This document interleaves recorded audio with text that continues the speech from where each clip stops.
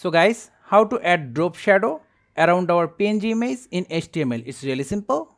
On the left side we have our basic code and on the right side we have our output. As you can see, we have our simple image here with the class name image01. Now go inside the style section, call for the image class image01, this one.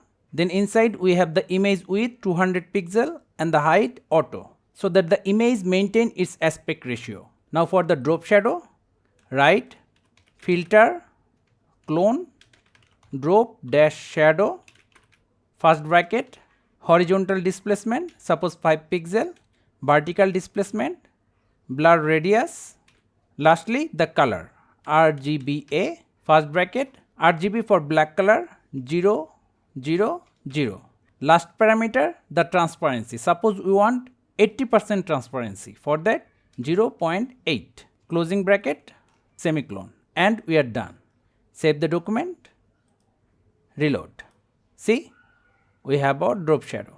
So guys, that's how easily we can add drop shadow around our PNG image in HTML. Thank you guys for watching. Have a good day.